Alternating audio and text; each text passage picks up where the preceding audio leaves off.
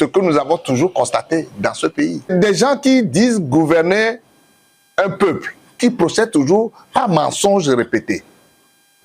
Ce n'est pas possible que des gens prennent le malin plaisir de fonctionner comme ils le font toujours en niant l'évidence. Ce qui est évident, que tout le monde voit, mais ils font toujours semblant de le nier. Les évêques ont précisé qu'on ne peut pas continuer à gouverner par mensonges à répétition. Les manifestations que nous avons connues dans ce pays pendant les 3 derniers jours, mais la manière dont les gens ont été brutalisés, torturés, mais on a vu les images. On a vu qu'on prétend que c'est des forces de sécurité.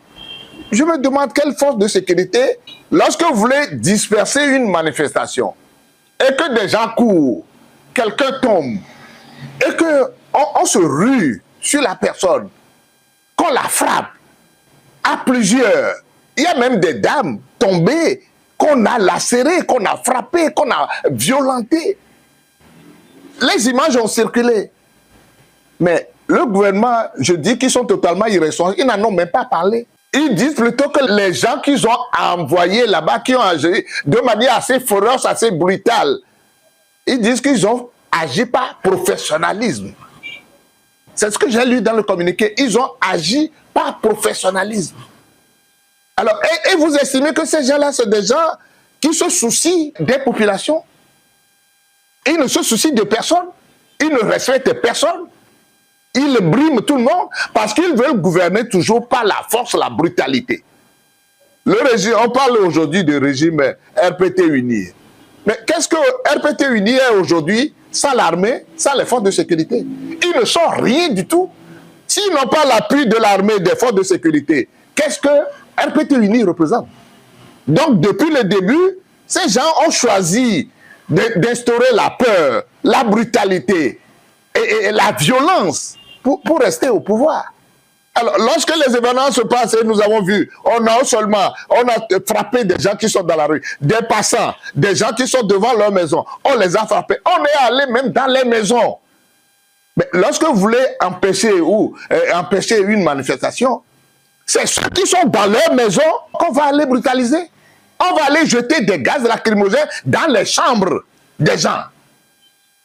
On jette des grenades lacrymogènes dans les gens. On a étouffé, on m'a annoncé qu'une dame qui est dans sa chambre, à qui on a lancé des gaz étouffés, vient de décéder. Et vous croyez que c'est des gens qui nous gouvernent? C'est des gens là qui nous gouvernent. Lorsque vous faites des choses comme ça, il y a mort d'hommes. Des gens sont décédés. Au moins, au niveau de la lagune de Baie, on a repêché 2 corps. On a dit un 3e a été repêché plus tard. Les témoins ont dit qu'on a vu, on a pourchassé des jeunes qui, empêchés d'aller plus loin, ont sauté. Quelqu'un d'entre eux a sauté dans la lagune. Mais comme on ne le voyait pas réapparaître, c'est lui qu'on est allé chercher pour découvrir 2 autres corps. Et c'est un peu plus tard qu'on a découvert le 3e corps. Mais que des gens qui nous gouvernent ont le culot, le courage de dire que ces gens-là sont morts par noyade. Non, ces gens-là... Ah non, c'est-à-dire que ils ont franchi le Rubicon. Ils n'ont plus rien en eux. Ils n'ont plus d'âme. Ils ne sont plus des hommes. Ils ont décidé parce que pour leur pouvoir, pour se maintenir au pouvoir, la vie humaine ne représente plus rien du tout pour eux.